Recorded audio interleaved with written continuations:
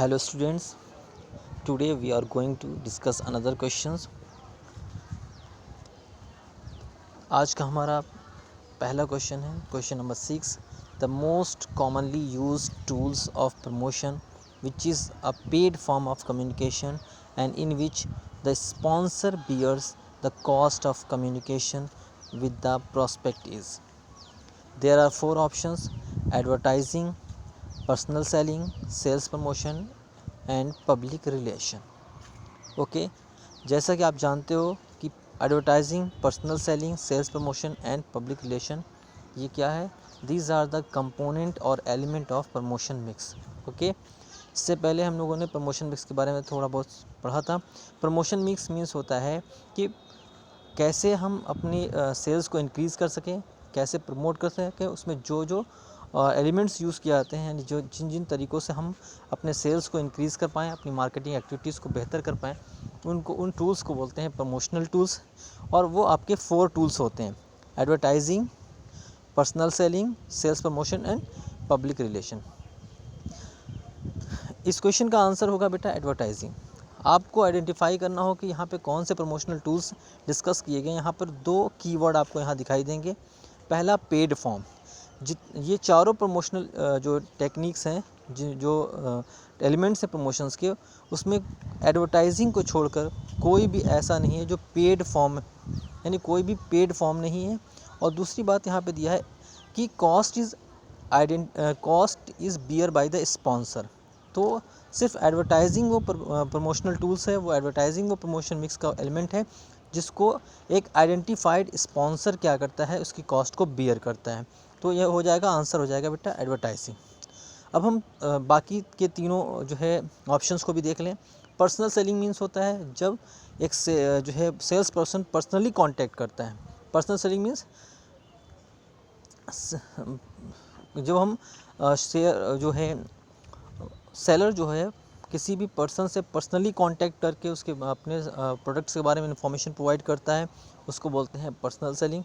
ठीक है, इसमें पर्सनल सेलिंग में क्या होता है? फेस टू फेस इंटरेक्शंस होता है. फेस टू फेस इंटरेक्शंस होता है. इसके पहले हम लोगों ने जो क्वेश्चंस किया था, देखिए उसके अंदर इसके पहले एक क्वेश्चन था जहाँ पर्सनल सेलिंग्स के बारे में डिस्कस किया गया था. देखिए, which of the following statement is incorrect about personal selling कहा गया था. तो पर्सनल सेलिंग के बारे में हमने यहाँ डिस्कस कर लिया था. इसमें फेस टू फेस डायलॉग होता है. दूसरी बात, यहाँ पर पर्सनल रिलेशनशिप इजीली इस्टेब्लिश हो पाते हैं और हम फीडबैक दे सकते हैं, डायरेक्ट फीडबैक दे सकते हैं. तो इसको बोलते हैं personal selling.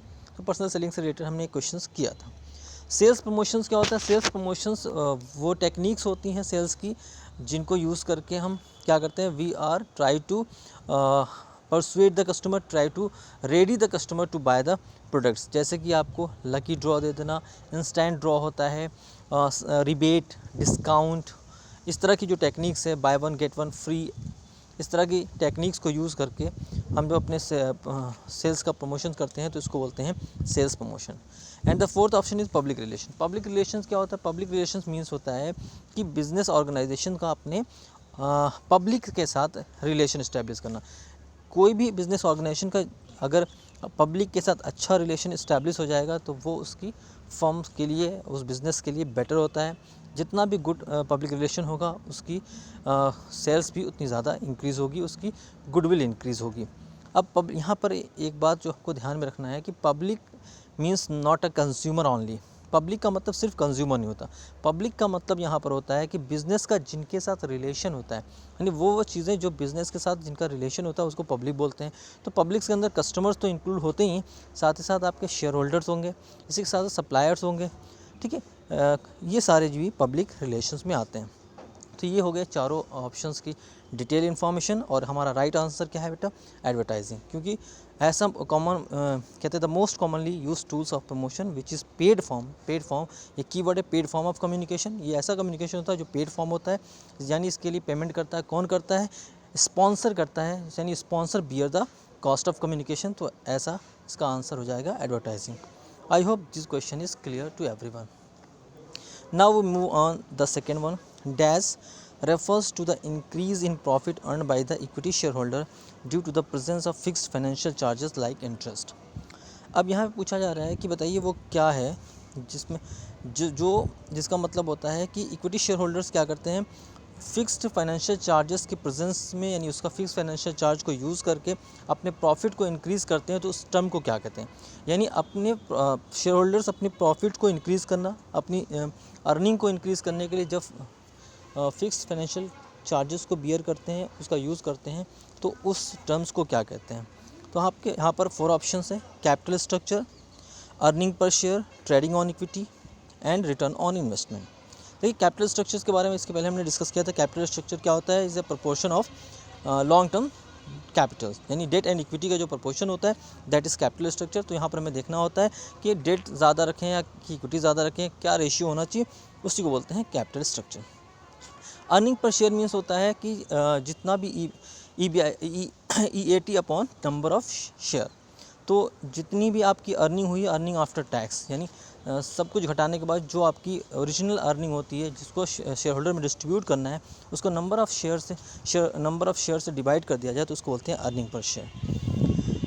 Trading on equity का मतलब होता है व्हेन फिक्स कॉस्ट कैपिटल्स, यानी लाइक डिबेंचर्स का यूज़ किया जाता है along with the equity share holder.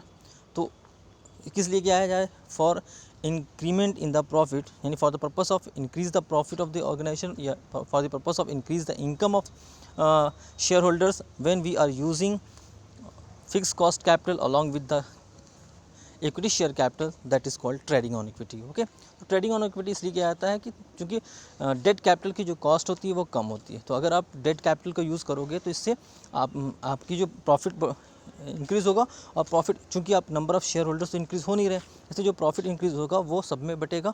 तो कम शेयर होल्डर्स में ज़्यादा प्रॉफिट बटेगा, तो सबके अर्निंग पर शेयर इंक्रीज़ होती है।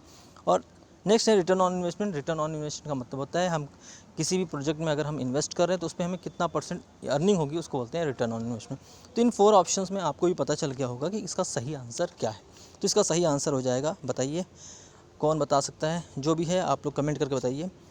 और अगर आपको थोड़ी देर वीडियो पॉज कर लीजिए, पॉज करके बताइए कि हाँ क्या आंसर होगा। वैसे मैं आंसर इसका बता दूं, इसका आंसर होगा बेटा ट्रेडिंग ऑन इक्विटी।